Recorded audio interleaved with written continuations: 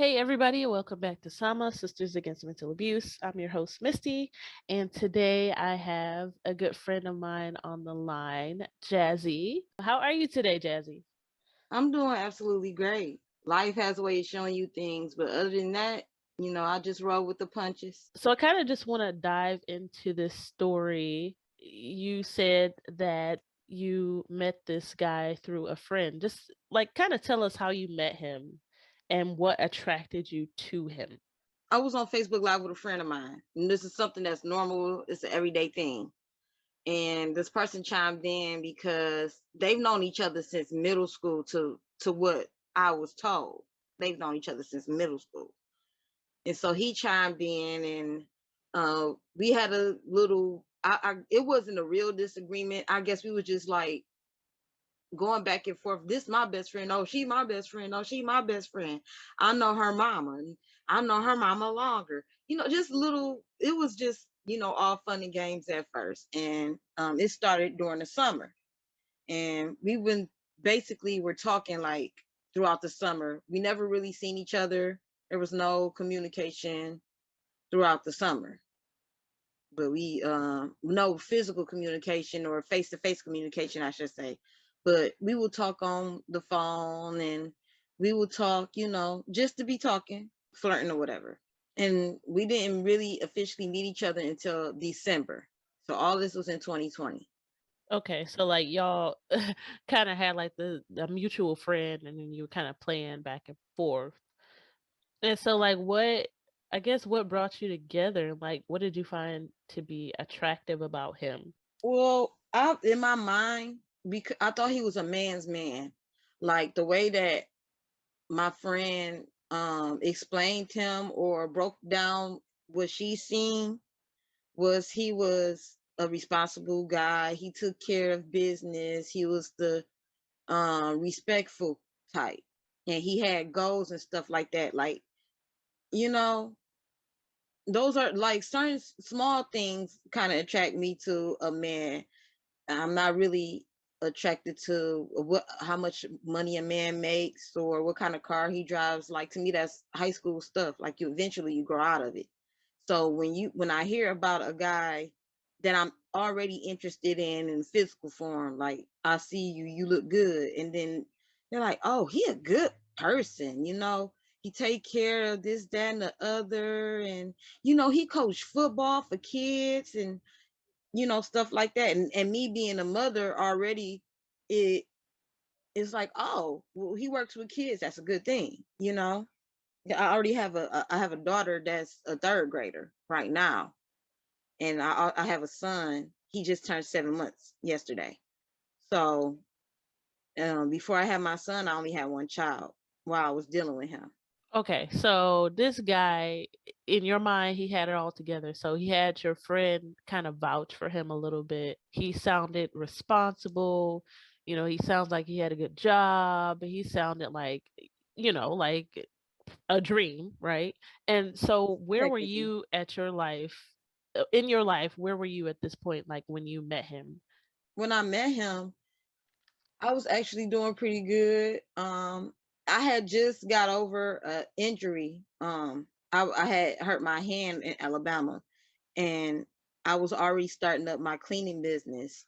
So I was doing my cleaning business and stuff like that. But I was kind of like you know on hiatus because I had a hand injury.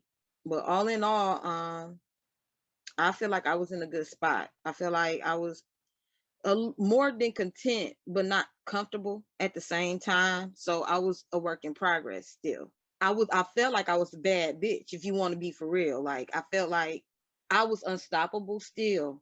Like if it's kind of like, you have a sense of this is not where I want to be, but I'm on my way up there.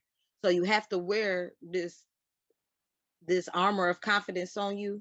And sometimes it doesn't have to be an armor, it's just naturally there. So in that point in my life, I was high off life myself. I felt like I was just that bitch. Okay, so you were like confident and self-assured and you knew what you wanted, right? Mm-hmm. Okay. So let's go back to the story. So you guys So you met him and he seemed well put together. What kind of brought you together? What happened? Well, when we actually had our first encounter of meeting face to face, this was right after I lost my baby, one of my baby sisters, to domestic violence. So at that point, when we actually had got into each other's face and we started to talk, my confidence was at an all-time low. I felt like I failed as an older sister. I didn't feel like myself because a piece of me was gone. So I wasn't there. Like on a normal day, even when I feel like I'm my best, I'm a smoker. I smoke weed. That's just about it. But at that time in my life, when I met him officially, as in being introduced, I was smoking, but I was like borderline to being an alcoholic. Like I just lost somebody that I never thought I would lose. Like this is a person that I never thought would die before me. So I would like the real me wasn't there. So just tell us more of like what happened. Like, when did he start showing you who he was? What led up to you guys getting together? Okay. All of those sorts of things. Well, the thing was like, well, at that moment, I was with my friends, the two people that I would hang out with at that time every day. And we were just, chilling, something that we would normally do, but they were surrounding me with love because of the loss that I had, I just went through. Um, he came by because, like I said, this is not just my friend. This is a friend of a friend. So he was coming not just to see me, but to see her because he lived out of town at the time.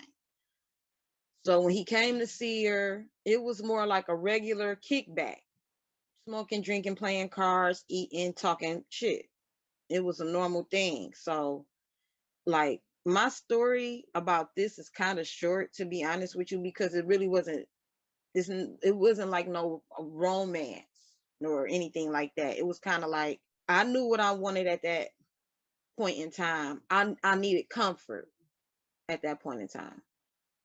So he was there to comfort me, but we also had this whole conversation of why I'm feeling the way I'm feeling. We went to a room and you know, we're adults. So what went down. At this time I was 31 years old. So what went down when we went to the room and we got it in. But I wasn't so drunk to the point where I didn't know what to do. I still took precautionary actions and bought contraceptives. I seen him wear it. I seen him put it on. After that, it was dark. It was like I knew what I already consented to. So it's not like he did anything that he wasn't supposed to do, but I wasn't there because I was just buried into my hurt. But when I took the pregnancy test, as soon as I started to read, wait 3 minutes for results, it said, bitch, you pregnant itself. Like the two lines came, it was like, you're pregnant. And when I called and told him, like, I'm letting you know I'm pregnant, the first thing he said was, see, here come the bullshit. Now, you about between 3 to 5 years older than me. How is this bullshit? And you act like you don't know what happens when adults have sex. Like I said, like this was a real short story to how I like basically this is how my son got here. That's why I have a 7-month-old son now. But it went from um, you so pretty and you bad and you just look interesting. You look like you a dope person. It went from that to, I make big babies. I'm gonna give you a baby. I'm gonna show you something different in life. To I'm pregnant. See, here go the bullshit. And it was just in a matter of months, and it didn't even feel like months. It felt like weeks crammed, Okay, so it sounds like you were really vulnerable when you met him emotionally and he like spoke to that, right? basically. Okay, so then y'all were cool. He's telling you all these things. He's telling you he's gonna put a baby in you or whatever. And then when it happens, he's saying that's BS. And I think that you also said that told you that he didn't want you to have the He child? told me that he basically was like, how much is it for an abortion? Now, in my mind, I'm thinking to myself, this is the right thing to do. However, I went to the doctor. Like I told you, I have my daughter's in the third grade. I went to the doctor. They told me, yeah, you're pregnant, but your blood count is low, sweetheart. If we do this, this is risky. You could die. I said, oh shit. So I start to rethink everything. I'm like, what if this is the little boy that I prayed for? Because I wanted, when I was pregnant with my daughter, I wanted a little boy then. But came out a girl. I love her no less, period. And I just kept saying, like, what if this is it? And, and one day I came out of nowhere. I told my mom, I was like, Mom, I'm pregnant. I'm keeping it. She said, well, have fun. I mean, she here for her grandson, but she wasn't there. She was not prepared for the mess because when I get pregnant, I get sick and I go through hypermesis. So it was just the whole thing I went through by myself. It was crazy. Like I went through this whole pregnancy by myself. So, because he didn't talk to you during your pregnancy, No, and he denied it the whole time, or he didn't deny. That's the crazy thing is he didn't deny my son. I had him. I had him September 18th. I want to say a week after I had him. I sent them a picture of our son and he said, wow, wow. I said, so what you want to do? Because he got siblings out here that didn't come from me. He has 4 kids previous to our son. He said he didn't know what to do. He's like, I don't know what I want to do because this is crazy. I said, well, you got to come up with something because he got siblings out here. He got to know who his siblings are. And this is important to me because I'm a product of my dad has 12 biological kids, 8 baby mothers. So this is very important to me. And then so he seen my best friend, which is my son's godmother. He seen a picture of them together. He looked at it. He probably like, I don't know what his thought process was at the time. He's probably looking like, damn, that's my son. He admitted to a mutual friend of mine's, his, and hers, and said, I know that's my son. And he told me this. So now that our son is 7 months old, healthy, well, he's about to start walking soon. He started crawling and rolling over. Why are you missing out on these milestones? And this is not mentally abusing, not just to me, but when JE get old enough, he's gonna look and like, where's my dad?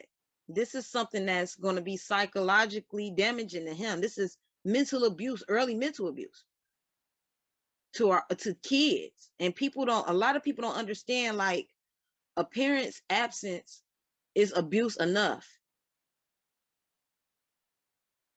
You know what I mean? yeah, So yeah. And so like you told me a little bit more about what happened after your son was born. You ended up putting this guy on child support, and then he called you.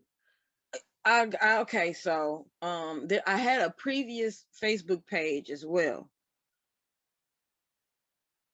Something in me is telling me that this is this guy's wife because he told me that he was divorced, but come to find out he never got a divorce. Oh So I wow. feel like so I feel like she's the one who um she blocked she not only did she block my friends out before, like she took over my Facebook page and she started getting on people. And the first person that she inboxed was him. So I got back into my Facebook page and we kept logging in back and forth until Facebook shut that one particular page down, which led up to my second page. And we ended up communicating on that page. But it was terrible. Like was just like, you and that little boy should have died. This never would have been on my heart if y'all should have died. Fuck you, fuck him. And it got so bad. I had to walk outside. And I don't like, I stopped smoking Black and Miles. It made me go back to that just for that day. And after that, I didn't go back. It was Okay, like, so he lashed out once you put him on child support. yeah, like real bad. Like, he kept telling me he was gonna fix it and stuff like that. But the thing is, they don't give you time if both parents' name is not on the birth certificate. They gave me time with my daughter, and to this day, I didn't put him. My daughter's father is not on papers because he does exactly what he's supposed to do. He get her every other week. He takes her to school. He buys her clothes. He feeds her. He makes sure that the nurturing nature of a father figure is there for her. My son is missing it. And I know people might like, oh, it's early, you know, he won't remember this. I call your bullshit because regardless of how old a child is, the essence will always be there. So it's best that you're there by day one. If you're not there, there's no, I mean, they gonna feel it. Oh wow. And so things are still rocky to this day. I see he still never, my son just turned 7 months yesterday. He still hasn't seen him, hasn't held him or anything in like face to face. He's never seen him. He's only seen pictures. Oh wow. And so he's still this dude's still married and he's not even is he like this It's with his other kids? Like, from the looks of it, no. This guy coaches little league football. I have your son. I'm trying to figure out how come this like don't get it twisted. I play football. I play baseball. I play basketball. Mama can get it done, but I cannot teach my son how to be a man. And this is where my mental abuse kick in, where I'm kicking myself in the ass because this is something that I know I cannot do. Don't get it twisted. I've watched my mom raise my brother to be the greatest, most respectful and loving young man, but she didn't do it alone. You know what I'm saying? My father figure is my uncle Eugene. I'm not gonna call him by his first name, but because him and my son has the same middle name, I'm gonna call him Eugene. My uncle Eugene is my father figure. My mother's younger brother was that for me.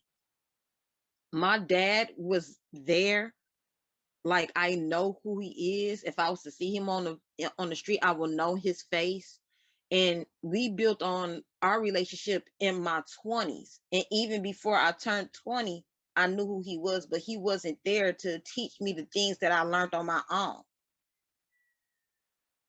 So, okay. like, And so like I wonder, so has this experience with this guy like done anything to you in terms of like self-esteem or anything like that? How has it had an impact on you like mentally? Because we know like the implications of fathers not being there for their sons and how it affects your baby.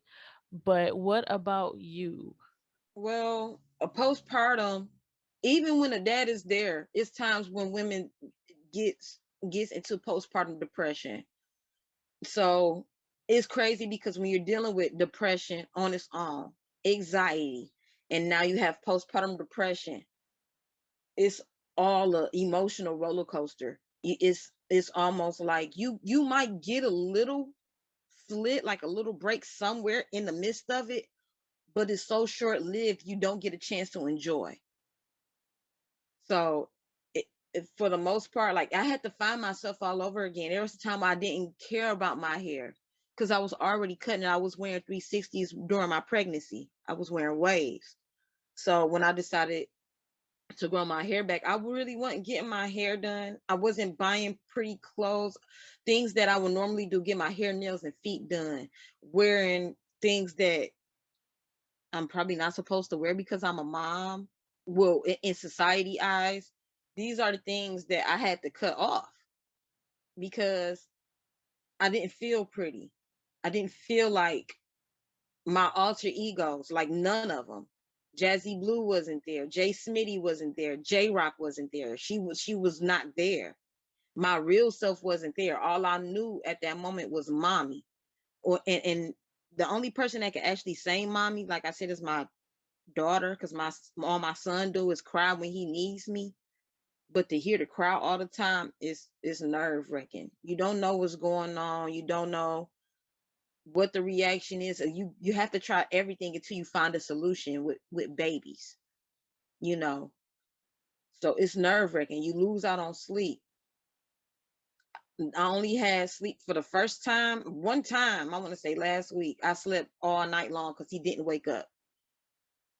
A whole 8 hours of sleep because he didn't wake up, because however we played that day or whatever he felt like he did that day, it wore my baby out. But other than that, it's tiring because nobody else is getting up, picking him up, rocking him to sleep, feeding him, changing a diaper, singing his favorite songs. Nobody else is doing that but me.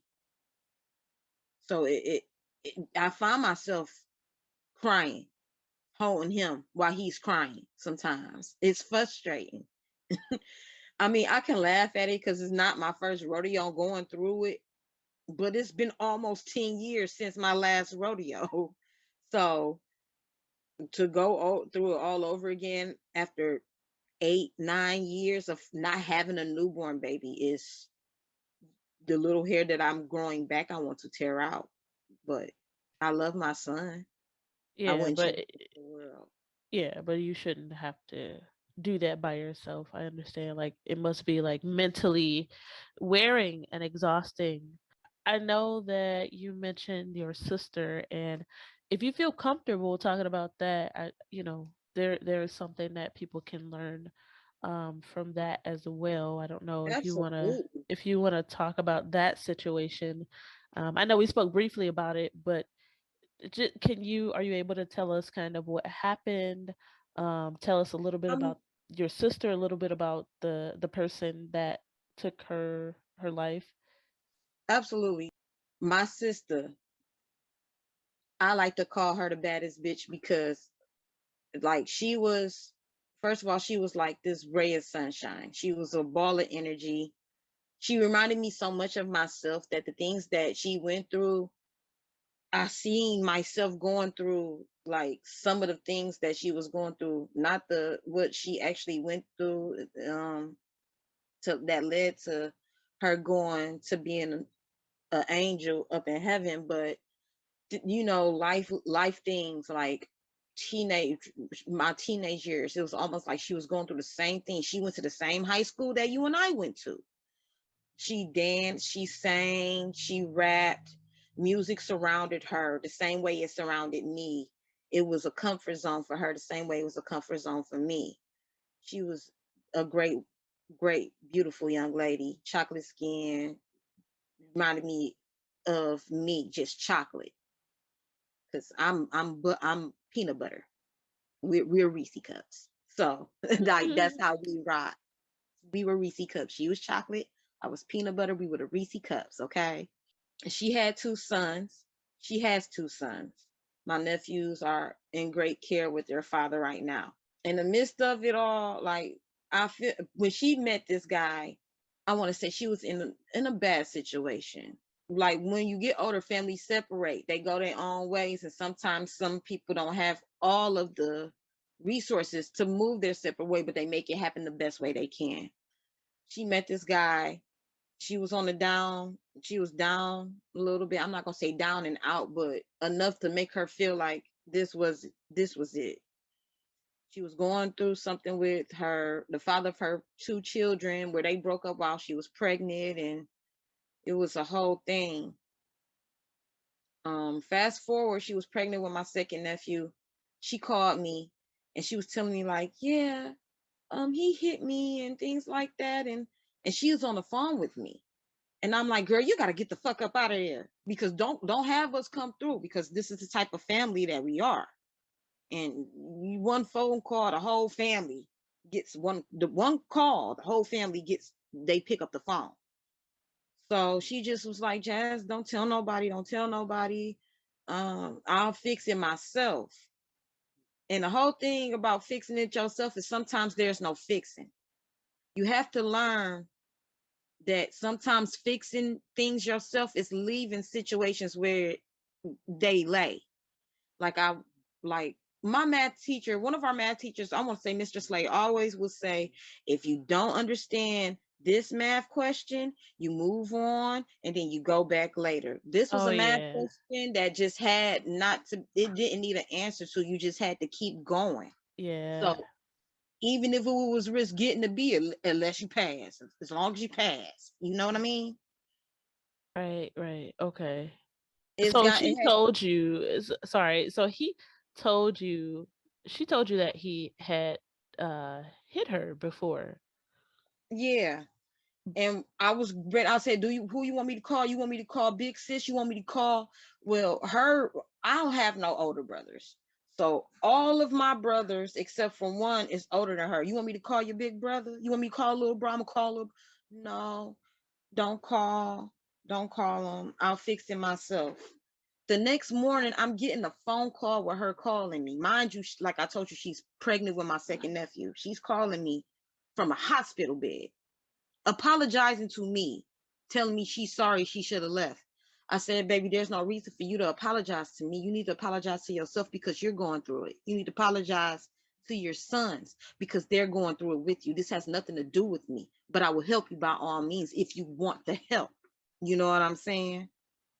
So there's times where I never seen this man in person, never seen him in person, but I talked to him over the phone because they needed to get over a hump or something. But she took that when she called me from the hospital bed, he dragged her down a flight of basement stairs. So these are things like we know this stuff is happening, but we can't help a person that doesn't want to be helped. That's the problem. That be the problem because we want to help, but we can't help if they're not asking for it. We see there's an issue. So did you, so hmm, it almost sounds like he had isolated her. Did you feel like you weren't seeing her as much? I told her this. I told her, I said, we don't kick it like we used to. After she had my second nephew, we chopped it up for a minute and everything. We went back home for a minute, helped out with the baby, came back. They ended up moving. Okay, cool. I said, so where you stay at? She didn't want to tell nobody. It was almost, I felt like he was telling her, like, don't tell nobody where the fuck we stay at. Don't tell nobody. She didn't want to tell me because I'm that sister. I'm that sister. You like, we just gonna keep it at that. That's the sister I am. But when I finally got a chance to see her, because we were already talking about what was going on, she found out he was cheating, stuff like that. Woo, woo, woo. The next thing you know, I finally get an invite. Another like, okay, I'm just gonna remind you, my dad has 12 biological kids. So one of our other sisters came and picked me up. We went to go see her. I'm looking at her and I'm like, this not the bitch I know. You feel me? Like her hair not done. She has not called me to put a stitch of a track of weave in her hair. I'm her hairstylist. That's what I do. She always get pretty. She wasn't. Her clothes was not bad bitch standard that day. It was given help me. So she wasn't herself, is what you're saying. Like, so y'all hadn't seen her. It sounded like he was isolating her. He was putting his hands on her. Changing And her. oh, wow, he was Like it cheating on was her. cheating on her, changing her. Oh. Because you can't tell me like there was no change with her. Nobody could tell me this because she went from I gotta be cute every day. Every day was a thing. She put her lashes on. She made sure she was cute. sis Bud, can you do my hair? That's me. That's her calling me. Sis Bud, I need you to do my hair. I need you. I want a sew in, but I want some hair out. Like I know my sister. So me seeing her, knowing that this is not her, I knew something was it was if something was wrong. So I'm like, Trina, what's up? You ain't got your lashes on today. The only thing she had for me was, it was almost like you could tell he was taking pieces of her off of her and throwing it in the garbage. Cause he wanted her to be the bitch that he wanted her to be. You know what I mean? Right. So it went to her. Look, he wrote me a letter front and back, and he's so sweet. And I'm like, yeah, that shit don't fucking sound right to me, bro. Because you are literally one step, like one foot is out the door. You already said I'm leaving him. He ain't this, he ain't that. I gotta go because I'm not happy. My sons cannot be around this. Your one foot was out the door. But I guess when he seen that you was packing up your shit, he couldn't take it.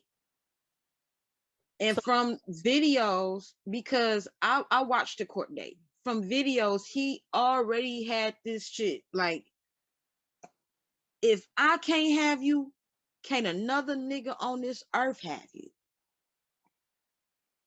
Because who records themselves getting ready to commit murder? wait. He recorded himself before it happened? Uh-huh.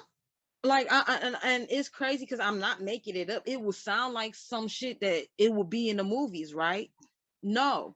I sat up here not even a whole year. Like, it's not, it hasn't even been 6 months, I want to say, because he turned himself in. It wasn't even 6 months, wasn't even three.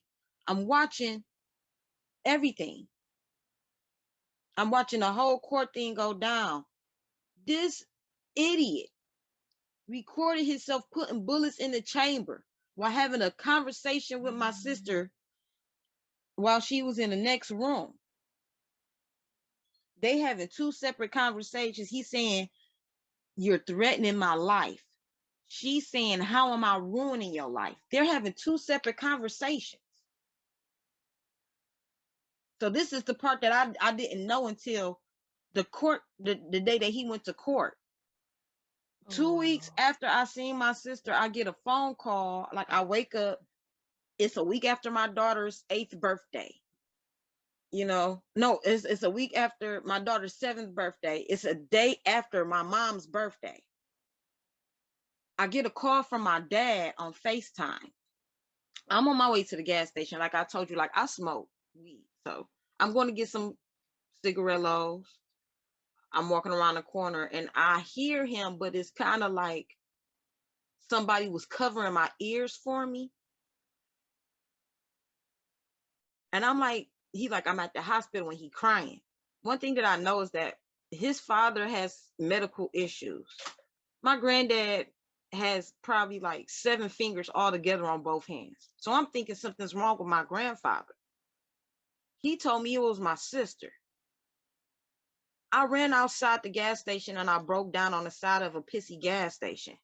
Like, my whole body is like that at that point, it didn't even matter because I felt myself drop. I'm screaming. My oldest sister called me, Jazz, where you at? She know I'm crying because she hear it. I can't even tell her where I'm at for real. She like, calm down, tell me where you at. I told her where I was. I was on my way back home. She picked me up. The first thing I did was I ran all the way upstairs. Now, mind you, this brother, like, I'm running to my mom's house. This brother is no relations to my father, but my father claims all of it. Don't matter how many kids either one of his baby mamas got with anybody, they his kids regardless. I jumped right into my brother's bed. He didn't understand what was going on. He didn't know why I was screaming, crying. He just held me. And I said, Trina gone. That nigga killed my sister. Like, she gone. He halfway sleep still.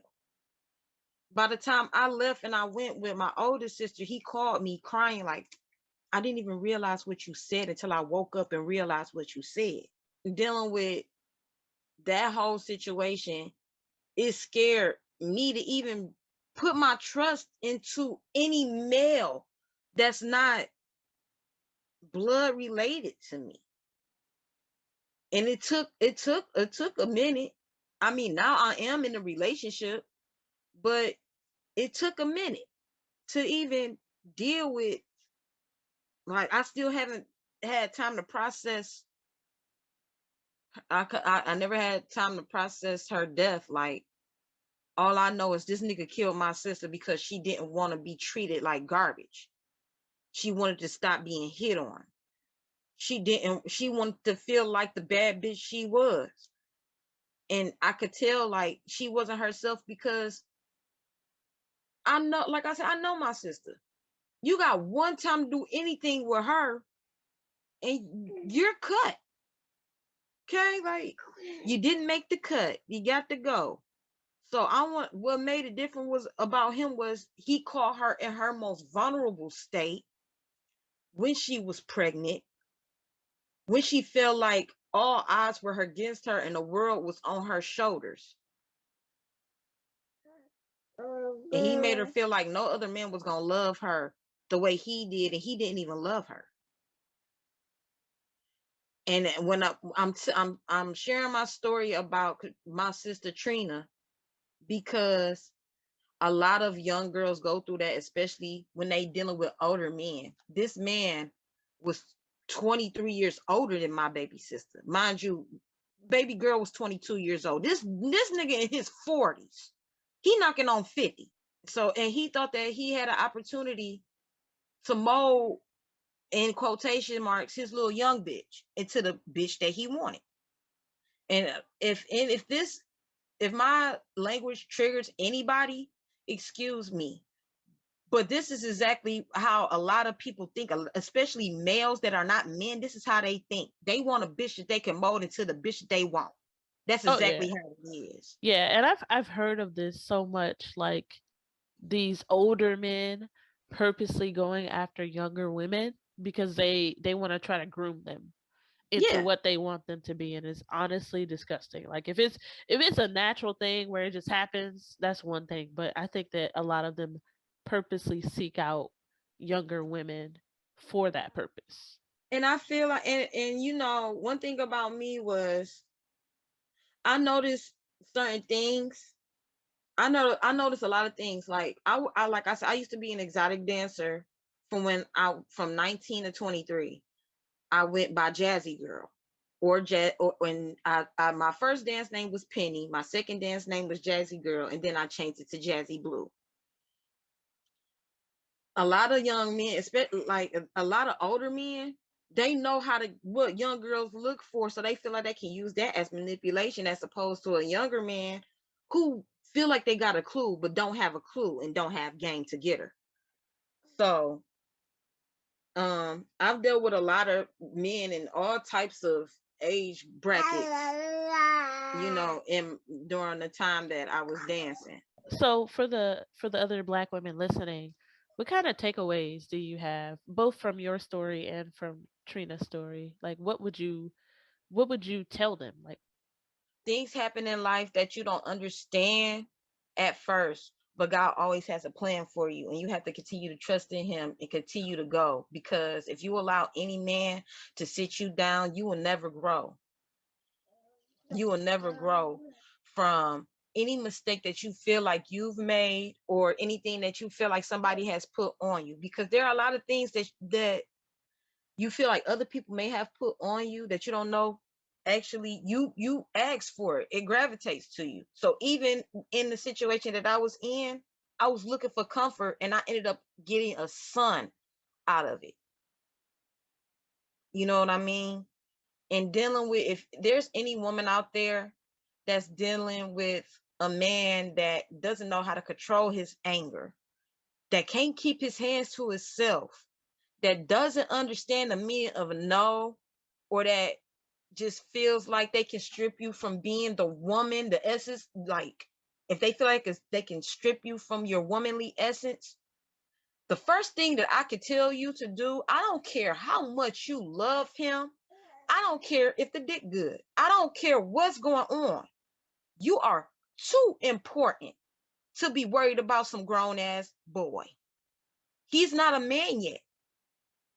You have to realize you are most important because nobody's going to love you like you love you. And no man can dictate how much love you're supposed to get as a human being. So if you're getting hit, leave. If you feel like you don't have a place to go, you really do. If you're not at home, like if you moved out of state away from home, make a plan, but don't make it a long plan. Make it a short-term plan. Save some money. Put it in some. I had a friend. She got beat so bad and she had to leave. She used to put her money in her dirty underwear. It was a pair of underwear she never washed. She just kept accumulating money, putting in her dirty underwear. He never touched them. And one day he came home from work and she was gone. Make a Yeah, plan for yourself to get out. that's a good point. That is a good point. I mean, any like domestic violence shelter or all of the experts say the same thing. You should have a plan and you should be putting away money. So I definitely hear that. Yes, please put away some money. And if he's the kind of man he doesn't have a job, but he controls how you spend your money. If your name is on everything, and these are for the I'm talking about the hardworking women that got kids but won't love, but the man not loving you right, and he not paying a bill, ain't a bill in his name, the house ain't his name, or none of that, but he felt like he could just do you wrong.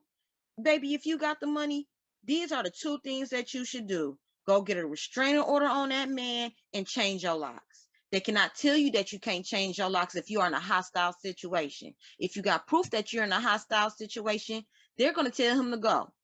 If you want him in jail because he did what he did to you, put him in jail. Stop being scared of these nothings.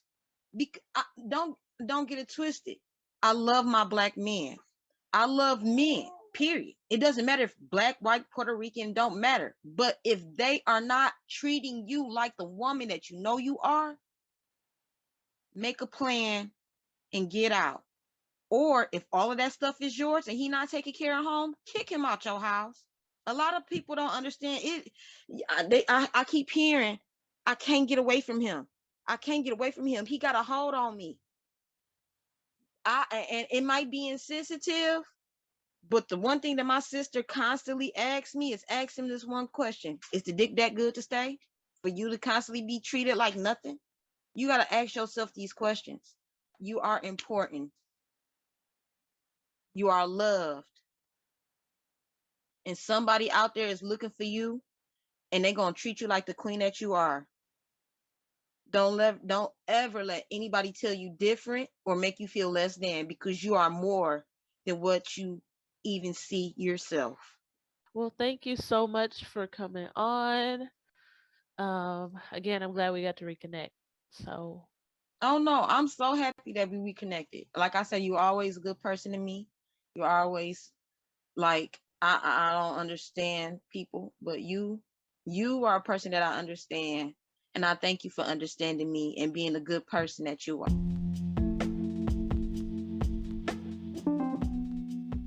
and that concludes our episode for today. Thank you for joining us. If you are a Black woman who has a story to share about mental abuse, whether with family, romantic partner, friendship, or you are a Black woman in the mental health field, please reach out to us, samatogethernow@gmail.com. We are on Facebook as Sisters Against Mental Abuse, and we are also on Instagram at Sama Together Now. Thank you for joining us, and remember, mental abuse is abuse.